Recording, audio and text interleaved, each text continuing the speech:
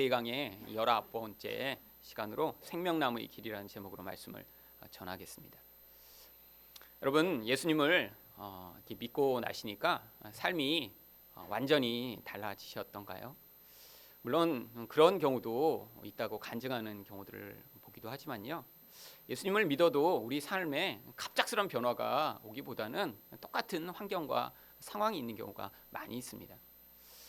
또 가족 안에서도요, 누군가 한 명이 예수를 믿었다고 모든 사람들의 관계가 갑자기 회복되고 좋아지고 행복해지기보다는요, 문제가 있는 가정에서는요, 여전히 그 문제가 그대로 있는 경우도 많이 있습니다. 아니, 예수를 믿어서 오히려 더 문제가 많아지는 경우도 있죠. 예전에는 용납이 가능하고 괜찮던 부분이 예수를 믿기 때문에 한 사람은 교회에 열심히 가려고 하고 한 사람은 방해하고, 한 사람은 헌금 낸다고 열심을 부리는데 다른 사람은 그것 때문에 화를 내고, 이런 문제들이 가정 안에서 더 생길 수도 있습니다. 여러분, 이렇게 예수님을 그래서 10년, 20년, 30년 믿다 보면요, 이렇게 낙심하고 지치는 경우들이 간혹 있습니다. 과거를 돌아보면 이렇게 분명히 내가 은혜를 받은 것 같은데, 예전에 마음도 뜨거웠던 적이 있었는데, 기도할 때 눈물도 흘렸던 적이 있는데 왜 내 삶은 여전히 이럴까? 게다가요, 이런 과정 가운데 이렇게 한번 죄를 짓게 되는 경우들이 있죠. 사람마다 습관적인 죄들이 있습니다. 한동안 어떤 부분의 죄에 대해서 이렇게 떠나 있다고 생각했는데 이렇게 실수하거나 또 마음이 이렇게 약해져 있을 때 유혹을 받아 넘어지는 경우들이 있습니다. 그렇게 될 때 우리는 이 죄의 무서운 영향력을 삶에서 경험하게 됩니다. 이 죄라는 게 이렇게 참 무섭구나. 내 안에 여전히 내가 변화된 줄 알았는데 내가 똑같은 모습이구나.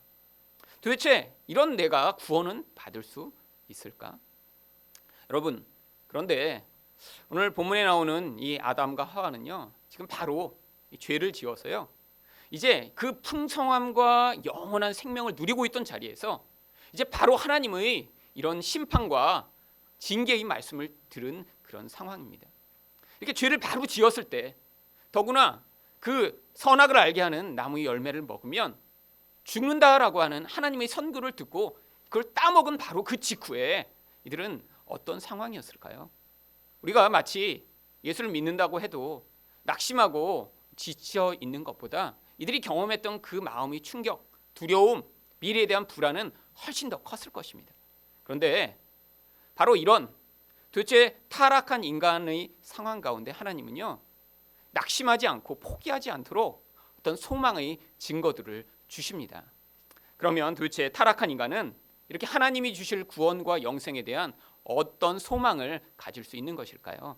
첫 번째로 하나님의 약속을 주심으로 말미암아 그것에 대한 믿음으로 우리에게 소망을 주십니다. 20절 말씀을 다시 한번 보겠습니다. 아담이 그의 아내의 이름을 하와라 불렀으니 그는 모든 산자의 어머니가 됨이더라.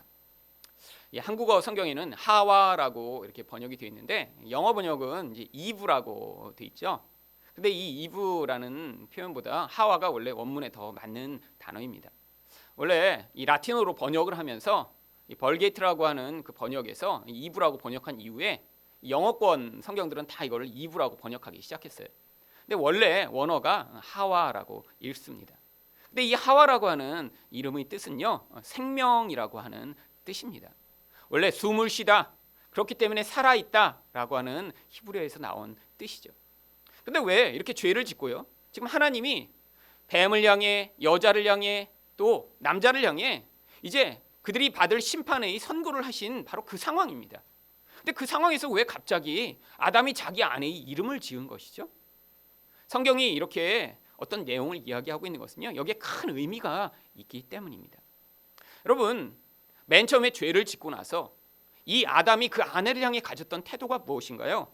바로 3장 12절에 뭐라고 반응을 하냐면, 아담이 이르되 하나님이 주셔서 나와 함께 있게 하신 여자, 그가 그 나무 열매를 내게 주므로 내가 먹었나이다. 여자를 바라볼 때요, 모든 죄의 근원으로 그 여자를 바라봅니다. 이게 바로 인간 안에 내재되어 있는 투사라고 하는 그런 심리학적인 태도입니다. 어떤 내가 받아들이기 어려운 상황, 내게 충격적인 일이 생기고 나면요, 그 원인을 자기에게서 찾는 게 아니라 남에게서 찾는 거예요. 여러분, 부부 싸움을 할 때도 사실 이 투사라고 하는 태도 때문에 이 관계가 어려워지는 경우가 많이 있습니다. 문제가 발생하는데요, 애가 저렇게 된 게 나 때문이라고 인정하는 게 사실 제일 힘들어요. 그러니까 뭐라고 얘기합니까? 당신 때문에 그렇지. 심지어는 당신 가족이 다 저렇잖아. 여러분, 좋은 거는 자기에게 다 원인을 돌리고요. 애가 저렇게 말 잘 듣는 건 나 때문이야. 애가 똑똑한 것도 나 때문이야. 그런데 저렇게 말썽 피고 문제가 있는 건 당신 때문이야. 이런 태도가 바로 투사입니다. 죄가 들어오면 이 죄의 가장 강력한 경향성이 무엇이냐면 자기 죄를 인정하지 못하게 만들고요, 남의 죄만 계속 바라보게 만드는 거예요. 아담이 하와를 향해 첫 번째 가졌던 그 죄의 태도가 바로 그것입니다. 원래 자기가 따먹었잖아요. 자기가 결정한 것입니다. 그런데 아내 때문에 그랬다는 거예요. 게다가 뭐라고 합니까? 하나님이 주신 그 여자 때문에 내가 먹었어요. 하나님까지도 죄의 원인으로 돌려버리는 것이죠. 그런데 오히려 하나님의 선고를 듣고 나니까 아담의 태도가 변합니다. 아내를 향해서요, 만약에 이전에 이름을 붙이라고 했으면 어떻게 지었을까요? 죄, 유혹, 마귀, 아마 이렇게 이름을 졌을 거예요. 왜? 그 여자 때문에 이렇게 지금 자기가 범죄했고요, 심판을 받게 됐으니까요. 그런데 어떻게 이렇게 갑자기 태도가 변한 것이죠? 바로 3장 15절에서 하나님이 그에게 이런 말씀을 주셨기 때문입니다. 내가 너로 여자와 원수가 되게 하고 내 후손도 여자의 후손과 원수가 되게 하리니 여자의 후손은 내 머리를 상하게 할 것이요 너는 그의 발꿈치를 상하게 할 것이니라. 하나님이요, 죄가 들어와 이렇게 인간을 타락시켰지만 그것에 대한 회복의 약속을 주십니다. 어떻게요? 여자로 말미암아 그 후손이 태어날 것인데 그 후손이 오면 너에게 죄를 가져오게 만든 이 모든 마귀의 세력을 깨트리고 그의 머리를 짓밟아 다시 이 죄에서 너희를 자유케 할 것이다. 아담이요, 이 하나님의 약속의 말씀을 믿은 거예요. 여러분, 하나님의 말씀을 믿은 자에게는 이렇게 주변에 있는 사람, 내가 경험하고 있는 이런 고통스러운 현실에 대해 다른 시각을 갖게 됩니다. 이게 바로 아담의 태도예요. 이 여자가 이렇게 하나님의 약속을 받기 전에는요, 나에게 죄를 짓게 만든 유혹의 대상이며 문제의 원인이었어요. 그런데 하나님의 약속을 말씀을 듣고 나니까요, 어떻게 변합니까? 이 여자가 생명을 가져오는 근원이구나. 그래서 그 여자를 생명이라고 부르기 시작한 것입니다. 여러분, 이 땅의 현실 가운데 우리가 당하는 고난, 사람 때문에 겪는 어려움이 있습니다. 그런데 하나님이 왜 이런 어려움들을 계속 허락하시는 것일까요? 이것을 통해서요, 우리가 그 안에 감추어진 하나님의 생명을 얻는 길을 얻도록 만드시기 위한 것이에요. 여러분, 인생을 돌아보시면서 이렇게 모든 상황이 다 잘 돼요. 애들도 문제가 하나도 없고요, 부부 사이도 참 좋고요, 사회생활에서도 아무런 걱정거리가 없어요. 모든 것이 승승장구해요. 이럴 때 하나님을 정말 근원적으로 찾는 사람들 있나요? 여러분, 대부분 여러분도 인생을 돌아보시면요, 언제 신앙이 가장 뜨거웠나, 이때를 다 고백할 때가 다 힘들 때입니다. 가정에서는 문제가 있고요, 애들은 말을 안 듣고요, 사회에서도 경제활동이 제대로 안 되고 자꾸 실패하고 어려운 상황에서 그때 우리 눈이 육신에 매여있던 것에서 영적인 것으로 변화될 수 있는 것이죠. 여러분, 이것이요 바로 하나님의 약속을 받아들인 그런 사람의 믿음의 태도입니다. 예수를 믿어도 이 땅의 삶이 힘들 때가 있어요. 주변에 있는 사람과 갈등을 겪을 때가 있어요. 그런데 그 과정에서 낙심하고 포기하고 내 인생은 이렇게 절망적일 것이야 라고 끝내는 것이 아니라 하나님이 말씀하신 대로요, 예수님으로 말미암아 언젠가 우리 가운데 구원을 허락하시며 이 모든 죄가 만들어낸 파괴적인 결과를 하나님이 반드시 돌이키실 것에 대한 약속을 받아들인 사람은요, 힘들고 어려운 과정 가운데서 그것을 새롭게 해석할 수 있는 능력을 갖게 되는 것입니다. 구약 성경에 요셉이라고 하는 대표적인 인물이 바로 이런 경우입니다. 여러분, 요셉은요, 형들에게 팔려 이집트로 노예로 팔려갑니다. 여러분, 이거 정말 얼마나 처참한 일이에요. 가족이 가족을 이렇게 인신매매로 팔아버리다니. 여러분, 만약에 어려서 그런 경험이 있으시다면요, 마음이 어떠셨을까요?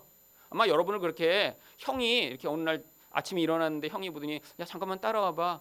그러더니 먹을 거 하나 사주고 그 다음에 어떤 아저씨한테 넘기고 돈을 받더니 형 왜? 그런데 그 아저씨가 여러분을 데리고 와서 지금 노예잡이 어선에 뭐 노예로 팔려갖고 이제 새우 잡고 있어요. 그러면 거기서 마음이 어떨까요? 아마 죽이고 싶겠죠. 언젠가 내 형을 다시 만나면 내가 죽여버리리라. 그러면 이런 마음을 갖지 않을까요? 여러분, 근데 요셉이 이렇게 자기에게 닥친 그 모든 어려움을 지나가며 나중에요, 그 형들이 자기 앞에서 무릎을 꿇는 그런 경험을 하게 됩니다. 근데 요셉이 거기서 어떻게 반응하죠? 창세기 45장 7절입니다. 하나님이 큰 구원으로 당신들이 생명을 보존하고 당신들의 후손을 세상에 두시려고 나를 당신들보다 먼저 보내셨습니다. 거기에 하나님의 섭리가 있다라는 거예요. 당신들이 나를 팔아버려서 내 인생은 이렇게 고통스러운 과정을 지나갔지만 그게 전부가 아니라 하나님이 가지고 계신 특별한 목적이 있었기 때문에 내 인생이 이렇게 고통을 겪음으로 말미암아 오히려 우리 온 가족과 민족이 구원을 받게 되는 이런 놀라운 일이 일어났다라고 하는 시각의 변화가 있었던 것입니다. 그런데 이런 변화가 어떻게 일어났죠? 바로 그가 옥에 갇혀서요, 여러분, 누명을 쓰고 정말 하나님의 뜻대로 살아보려고 하다 반응했는데 하나님이 도와주시지 않고요, 오히려 감옥에 갇혀 고통하는 과정을 지나가게 됩니다.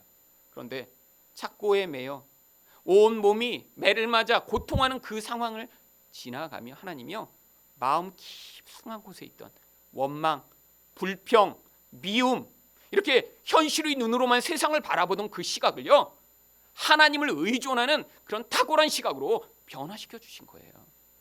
여러분, 인생에서 이 고난의 과정을 지나가며 하나님의 함께 하시는 은혜가 있을 때 우리에게도 동일한 은혜가 나타나게 됩니다.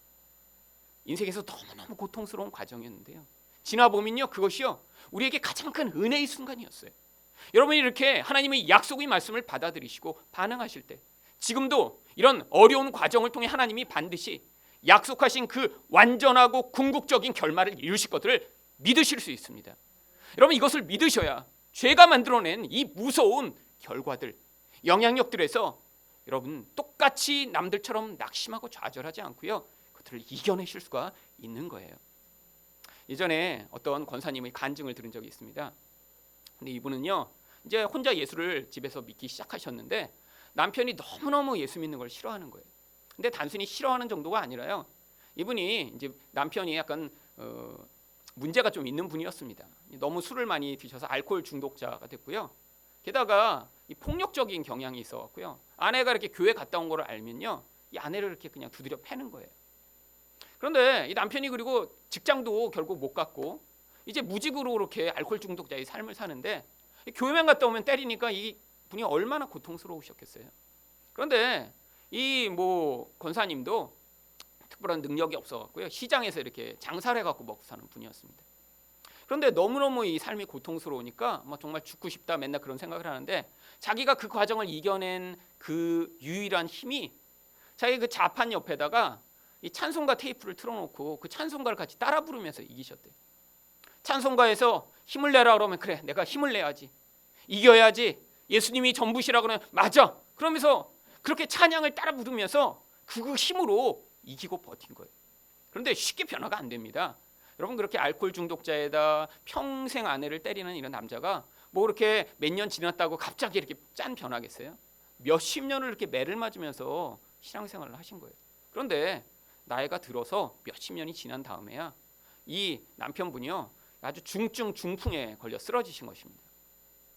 쓰러져서도요, 아내를 향해 고함을 지르고 소리를 지르고, 입만 살아 있으니까요. 그런데 이분이 그때 깨달은 거예요. 아, 저렇게 남편이 이제 움직이지 못할 때가 기회다. 그래갖고요, 아침에 이제 남편을 뉘어놓고 다 밥을 먹이고 씻기고 나서 이제 방 옆에다가요, 이제 극동방송 라디오를 계속 틀어놓은 거예요. 그러니까 처음에는 막 소리를 지르고 막 고함을 치르고 막 난리를 치는데 자기가 못 움직이는 거예요. 그러니까 누워서 소리를 지르다가 이 권사님은 문을 딱 닫고 빨리 그냥 밖으로 나와버린 거예요. 그리고 저녁에 가서 이제 다시 끄고 다시 자고. 그거를 몇 년을 하셨대요. 몇 년을.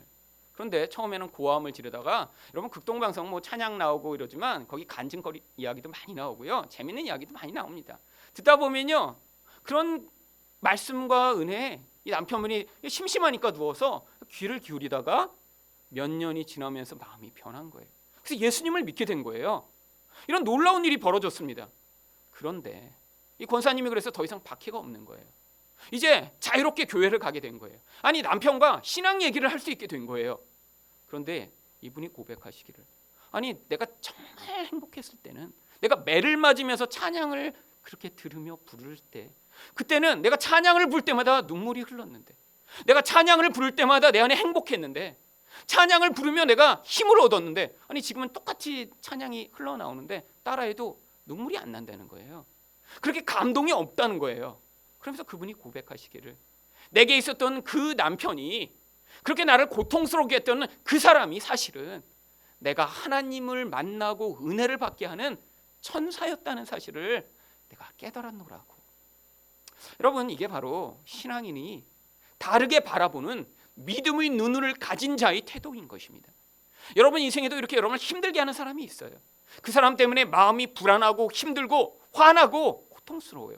그런데 하나님은요, 그것을 통해 여러분 마음 가운데 있는 여러분 또한 영향을 받아 그 똑같은 모습으로 보복하고 싶은 그 마음이 아니라 하나님의 시각으로 그 시각을 변화시켜 이 모든 고난을 오히려 은혜의 도구로 바라보게 만드는 그런 자로 바꾸시기를 원하시는 것입니다. 바로 이것이 아담이 자기에게 죄를 가져왔다고 생각했던 아내를 생명이라고 부르게 된 바로 믿음의 반응을 한 것에서 드러나는 이런 하나님의 백성들의 태도인 것입니다. 두 번째로요, 우리 인생에서 이렇게 타락한 상황과 죄의 결과가 있을 때 어떻게 우리는 소망을 가질 수 있나요? 바로 하나님이 인간의 수치를 가려주셨기 때문입니다. 21절 말씀을 다시 한번 보겠습니다. 여호와 하나님이 아담과 그의 아내를 위하여 가죽옷을 지어 입히시니라. 왜 하나님이 갑자기 옷을 지어 입히시죠? 여러분, 이 아담과 하와가요, 죄를 짓고 나니까 이제 자기의 부끄러움을 보게 됐습니다. 아니 이전에 이미 벌거벗고 있었잖아요. 근데 왜 갑자기 부끄러워진 것이죠? 또 뭐 거기에 다른 사람들이 있었기 때문에 부끄러운 것이 아니에요. 아담과 하와 둘밖에 없었잖아요. 그런데요, 그들이 이제 선악을 알게 되는 그런 시야가 생겼는데 이게요, 좋은 게 아닙니다. 이제는 하나님의 관점으로만 세상을 바라보게 됐어요. 이제 하나님이 좋은 것이다 그러면요, 벌거벗고 있어도 좋은 거였어요. 왜? 하나님은요, 그걸 부끄럽게 만드신 게 아니라요, 인간을 아름답고 영광스럽게 만드셨으니까요. 그런데 이 하나님의 시각이 인간에게 떠나고요, 바로 이 땅의 시각만 인간에게 남아버린 거예요. 땅의 시각으로 자신을 보니까요, 누구와 비교하기 시작했냐면 자기 주변에 있는 짐승들과 자기를 비교하기 시작했어요. 그러니까 자기들만 털이 없어요. 부끄러워지기 시작한 것입니다. 그러니까요, 했던 일이 뭐죠? 무화과 나무 잎사귀를 가져다가 자기를 가린 것입니다. 여러분, 인간의 이 수치감, 또 이 수치감을 가리기 위해 이 무화과 나무 잎을 따서 자기를 가리고자 하는 이런 행위가요, 아담과 하와 이후로 우리 본성 안에 들어와서요, 끊임없이 우리를 무화과 나무 잎을 만드는 인생을 살아가도록 만듭니다. 여러분, 사람들이요, 왜 자신이 뭔가 잘하고 내가 뭔가 능력이 있고 내가 뭔가 가지고 있는 걸 드러내고 자랑하고 싶어 하는 건가요? 사실은요, 그게 완벽해서가 아니라요, 그걸 드러내고 자랑함으로 말미암아 자기에게 있는 다른 부끄러움을 가리고자 하는 거예요. 여러분, 인간 안에는요, 이렇게요, 자기 어떤 모든 완벽하지 못한 모습이 드러날까 봐 두려워하는 모습이 있습니다. 그래서 오히려 자기 잘하고 멋진 부분을 사람에게 자꾸 보여주고 싶은 거예요. 여러분 자신을 곰곰이 한번 정말 정직하게 한번 바라보시면 여러분 완벽하신가요? 개인적으로도 완벽하고 영적으로도 완벽하고 관계적으로도 완벽하고 모든 면에서 탁월하신가요? 여러분, 그런 사람은 없습니다. 겉으로 우리가 볼 때요, 아무리 완벽해 보여도요, 아무리 행복해 보여도요, 안에 들어가 보면요, 문제가 없는 사람이 아무도 없어요. 자기 스스로 계속 고민합니다. 나의 연약함, 부족함, 언제 실수할지 모르는 이런 모습. 그런데 사람들이 이걸 가리기 위해 어떻게 해요? 사람들 앞에서는 자기 부끄러움을 얘기하나요? 아니요. 여러분, 사회에서는요, 누군가 약하고 연약한 모습을 보여주면요, 어떻게 하죠? 어머, 그러시군요, 아유 하고 공감하는 게 아니라요, 아이고 잘됐다 저놈, 저 이제 부끄러운 모습 저기 있구나. 여러분, 그걸로 말거리를 삼고요, 공격하고요, 그걸로 사람을 힘들게 만들어 버립니다. 그러니까 어떻게 해요? 세상을 살아보니까 내가 이런 모습을 보이면 사람들이 나를 짓밟네. 우리 안에 계속해서 어떻게 해요? 나의 잘난 점, 멋진 점, 부끄럽지 않은 점만 사람들에게 계속 보이는, 그게 우리의 근본적인 태도가 되어버린 것이죠. 여러분, 그런데요, 이렇게 자기 수치를 가리고자 하는 이 무화과 나무 잎과 같은 이런 세상적인 것, 아무리 가려도요, 여러분, 우리 수치를 완전히 가릴 수가 없습니다. 우리 근원적인 수치감은요, 하나님의 영광에서 우리가 제외됨으로 말미암아, 원래는 우리 안에 있던 그 하나님의 영광이 우리를 떠나니까 영적으로 말미암아 우리 안에서 갖게 된 수치감이기 때문이에요. 여러분, 그래서 하나님이요 바로 가죽옷을 지어 입히신 것입니다. 여러분, 이 가죽옷이 만들어지려면 반드시 무슨 일이 있어야 되냐면요, 짐승 한 마리가 죽어야 됩니다. 그런데 하나님이 어떤 짐승을 죽이셨을까요? 사자 한 마리 죽이시고 옷을 지어 이렇게 입히신 걸까요? 아니에요. 여러분, 4장에 보면 바로 이 아담과 하와의 아들이 둘이 태어나는데 그 중에 아벨이 양을 치는 자가 됩니다. 왜 양 치는 자가 되었을까요? 바로 이렇게 옷을 만들기 위한 목적 때문이죠. 노아의 홍수가 있기 전까지는 사람들은 고기를 먹지 않았다고 성경이 이야기합니다. 그러니까요, 양 치는 자가 되었다는 건 그때부터 양을 옷으로 만들기 위한 일을 시작한 것이죠. 바로 하나님은 양을 한 마리 죽이신 거예요. 근데 왜 양이죠? 바로 이 양이 앞으로 오실 예수 그리스도를 상징하기 때문입니다. 그런데 어떤 양이 죽었을까요? 여러분, 아무 양이나 잡아서 죽인 게 아니에요. 바로 아담은 이전에 이 짐승들에게 이름을 부여하는 그런 역할을 가지고 있던 사람입니다. 남에게 이름을 준다는 건요, 그 대상하고 잘 알아야 돼요. 그 대상이 어떤 존재인가 아주 친밀감이 있어야 돼요. 그리고 이름을 한번 붙이고 나니까 어떻게 돼요? 이제 더 깊은 관계로 나아가게 되는 거예요. 근데 내가 알고 있던 양이에요. 이름을 부르던 양이에요. 근데 하나님이 그 양을 죽여버리시고요, 나를 위해 대신 옷을 만들어 입히실 때 아담이 거기서 발견한 게 무엇이냐면, 내 죄 때문에 내가 죽어야 하는데 누군가 다른 존재가 죽어서 나의 수치가 가려져야 되는구나 라는 사실을 깨닫도록 하신 것입니다. 여러분, 여기 가죽 옷이라고 할 때 이 옷이란 단어도요, 그래서 일반 옷이 아니라 성경에서는 이 옷이 바로 제사장들이 입던 옷을 이야기할 때 사용되는 단어입니다. 출애굽기 28장 40절에 보면, 너는 아론의 아들들을 위하여 속옷을 만들며 그들을 위하여 띠를 만들어 그들을 위하여 관을 만들어 영화롭고 아름답게 하되. 여러분, 여기 나오는 이 속옷이라고 하는 이 단어, 속옷이 뭐죠? 인간의 수치를 가리는 가장 기본적인 옷이잖아요. 그런데 이 옷이란 단어가 바로 여기 가죽 옷이라고 하는 이 단어와 똑같은 단어입니다. 하나님이요, 제사장이란 이런 모형을 통해서 하나님 앞에 나아갈 때 누군가 다른 사람의 죄를 위해 그들의 죄를 덮어주고 하나님께 복을 구하는 그런 역할로 제사장에게 맡기셨는데, 바로 이런 궁극적인 일을 앞으로 하실 분이 오실 것을 이것을 통해 모형으로 보여주신 거예요. 앞으로 어떤 일이 있을 것이죠? 바로 예수님이 오셔서 이 일을 완성하실 것이기 때문입니다. 그래서 마가복음 15장 24절에 이렇게 이야기합니다. 십자가에 못 박고 그 옷을 나눌세 누가 어느 것을 가질까요? 제비를 뽑더라. 여러분, 예수님은요, 그 옷을 사람들이 다 벗겨버려요. 십자가형이라는 건요, 거기서 모든 가진 것을 다 벗겨버리는 그런 형벌입니다. 그리고요, 거기에 못을 박아 매달아 버리니까요, 여러분, 인간이 가장 근원적인 수치감조차 사람들 앞에서 가릴 수 없도록 만드는 거예요. 가장 부끄럽게 죽이는 형벌이 바로 십자가형입니다. 예수님의 옷을 왜 벗겨 사람들이 가져버렸다고 이렇게 성경이 기술하고 있나요? 바로 예수님이요, 우리를 위해 대신 그 수치와 부끄러움을 가져가시는 분이심을 보여주기 위한 거예요. 예수님이요, 우리 때문에 우리 이 근원적인 영적인 수치감을 없애시기 위해 예수님이 사람들이 가득 모여있는 그곳, 아니 심지어 자기 어머니와 제자들이 보고 있는 앞에서 빨가벗겨져 십자가에 매달리신 것입니다. 예수님이 그렇게 수치를 당하셨기 때문에 우리가 그 예수님의 그 피를 믿으면 예수님의 그 수치를 가리는 보혈의 능력이 우리를 마치 하나님이 가죽옷을 입혀 아담과 하와의 수치를 가려주셨듯이 우리 영적인 수치를 가려주실 수 있는 거예요. 여러분, 십자가에서만 우리가 이렇게 가지고 있는 근원적인 수치감에서 벗어날 수 있습니다. 여러분, 우리가 아무리 멋진 모습을 가져도요, 우리는 나이를 들게 되고요, 결국 인생 가운데는 문제를 경험하게 되고요, 남 앞에 부끄러워서 보여줄 수 없는 그런 상황들이 우리 인생 가운데 나타나게 됩니다. 그런데 그것을요, 나의 힘과 노력으로 가리려고 하면요, 언젠가 다 폭로되게 돼요. 여러분, 바로 십자가가 그런 자리입니다. 하나님이 여러분을 얼마나 사랑하시는지, 자기가 세상의 자기 피조물들 앞에서 부끄러움을 당하고 빨가벗겨져 매달린 자리가 십자가인 거예요. 그 하나님을 믿으셔야 여러분 근원 안에 있는 이 수치감에서 자유케 돼요. 인생을 자기 부끄러움을 가리기 위한 이런 몸부림치는 인생을 살지 않고요, 하나님이 가려주신 그 은혜로 말미암아 우리가 세상에서 나의 인생이 가지고 있거나 가지고 없는 것 때문에 부끄러우지 않고 하나님으로 말미암아 감사하며 살 수 있는 자들이 되는 것입니다. 마지막으로 하나님이 이렇게 타락한 인간을 어떻게 소망을 가질 수 있도록 해주시나요? 세 번째로 인간이 죄인인 채로 영생하지 않도록 보호하심으로 이렇게 우리에게 소망을 주십니다. 22절 말씀입니다. 여호와 하나님이 이르시되 보라, 이 사람이 선악을 아는 일에 우리 중 하나같이 되었으니 그가 그의 손을 들어 생명나무도 열매도 따먹고 영생할까 하노라 하시고.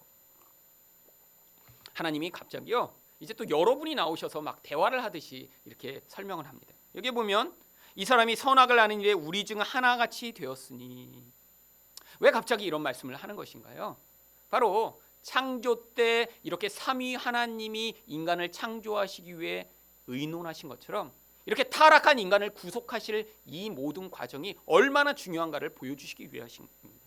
창세기에서 1장 26절에도요 하나님이 인간을 창조하실 때 이렇게 말씀하세요. 하나님이 이르시되 우리 형상을 따라 우리 모양대로 우리가 사람을 만들고 그들로 바다의 물고기와 하늘의 새와 가축과 온 땅과 땅에 기는 모든 것을 다스리게 하자 하시고. 이처럼 인간의 타락은 하나님께 있어서 굉장히 중요한 일입니다. 그래서 삼위 하나님이 마치 의논하시는 것처럼 여기 표현되고 있는 거예요. 그런데 왜 하나님이요 인간이 이렇게 생명나무 열매를 지금 따먹으면 안 된다고 생각하신 것이죠? 여러분, 지금 인간은 죄를 지은 상태입니다. 그런데 이 죄를 지은 상태로 말미암아 그 상태대로 생명나무 열매를 따먹게 되면요 죄인인 채로 영생을 하게 되는 거예요.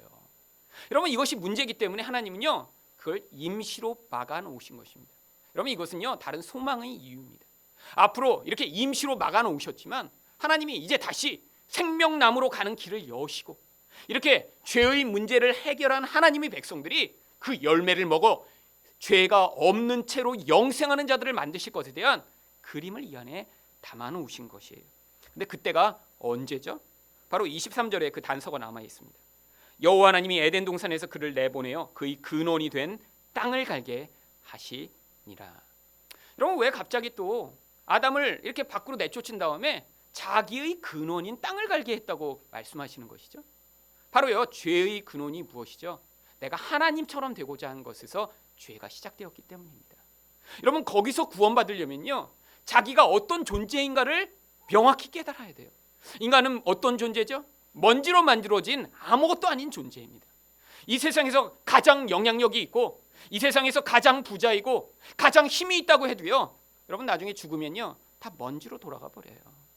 여러분, 그 먼지에서 시작된 존재인데 그런 먼지인 존재가 하나님처럼 되려고 했기 때문에 하나님이 생명을 주실 수 없게 된 거예요.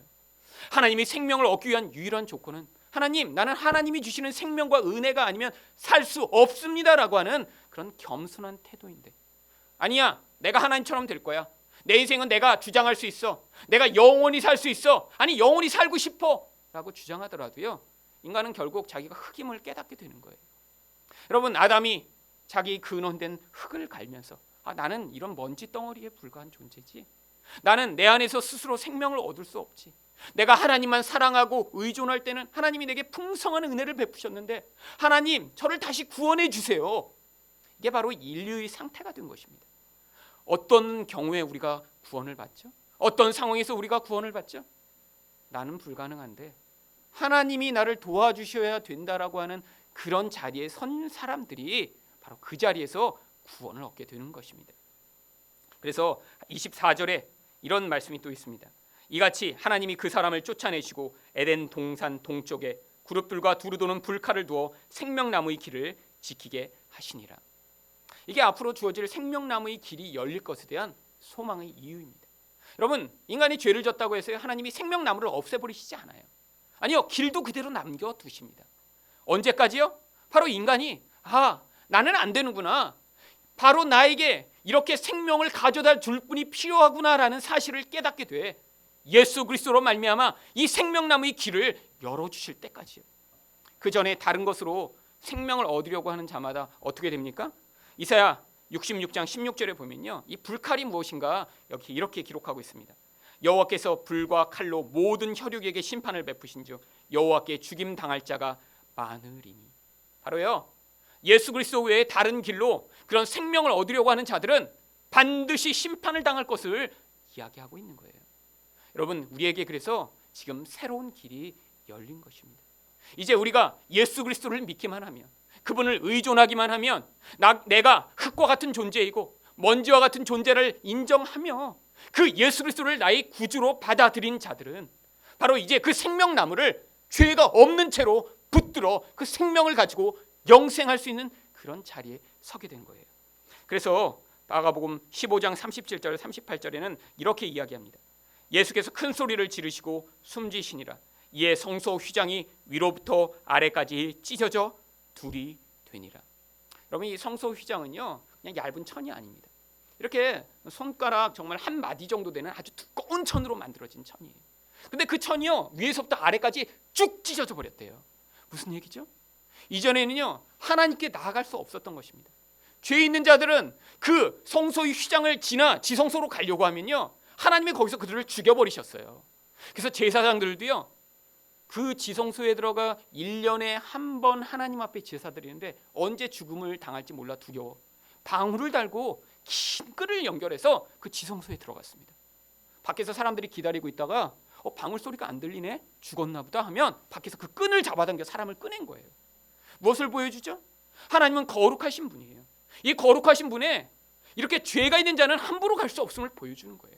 그런데 예수님이 이렇게 죽으시고 나니까 무슨 일이 벌어집니까? 그 휘장이 찢어져 버려요. 이제는 죄 있는 자도 예수님을 믿기만 하면 그 생명의 근원 되신 하나님께 자유롭게 갈 수 있다는 것입니다. 바로 생명나무의 길이 예수님의 죽음으로 말미암아 열린 것이죠. 그래서 히브리서 기자는 이렇게 고백합니다.